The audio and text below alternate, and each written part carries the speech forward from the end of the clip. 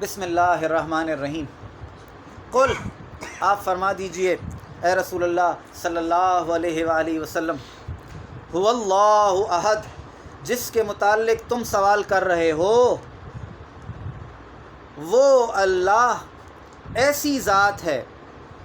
جو تمام صفات کمال کی جامع ہے،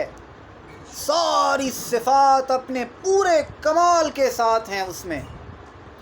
کہ دنیا میں حیات، علم، ارادہ، قدرت، سمع، بصر، کلام، دوسرے تمام جواہر و اغراض سے جو کچھ دیکھ رہے ہو اور سن رہے ہو، جو کچھ جہان میں نظر آتا ہے، یہ سب اس کے آثار ہیں، یہ سب اس کی نشانیاں ہیں، یہ سب بتا رہی ہیں کہ اس کے اندر کیا کیا کمالات پوشیدہ ہیں، یہ اس کو ایکسپلین کر رہے ہیں،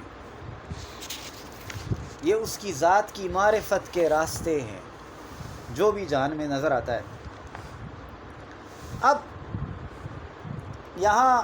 ایک فرق ہے، وہ فرق یہ ہے کہ احد اور واحد میں کیا فرق ہے۔ احد کہتے ہیں یگانہ، اکیلا، جو نہ شریک رکھتا ہو،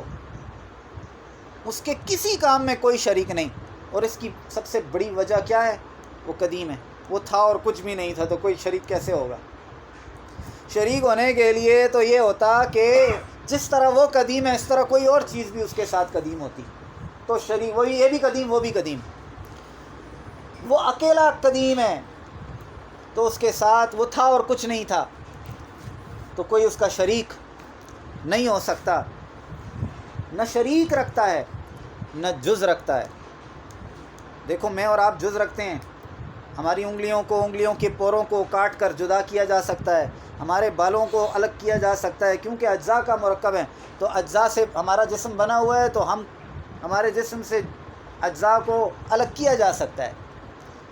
اللہ تبارک و تعالی جز نہیں،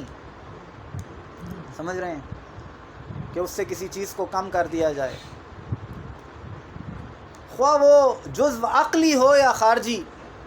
کسی صورت میں جز کے ساتھ اس کا کوئی تعلق نہیں ہے، خواہ بالفعل ہو یا تحلیلی۔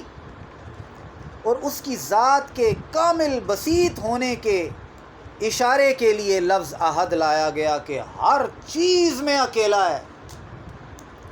نہ ذات میں اس جیسا کوئی، نہ صفات میں اس جیسا کوئی، نہ قدیم ہونے میں اس جیسا کوئی،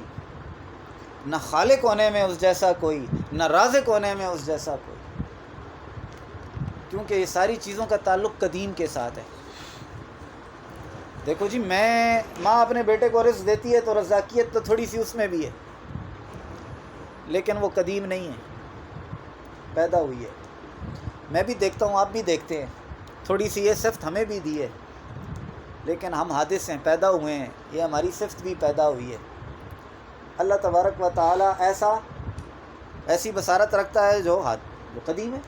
ابتدا نہیں ہے، سمجھ رہے ہیں؟ اس لیے احد اپنے ہر معاملے میں اکیلا ہے۔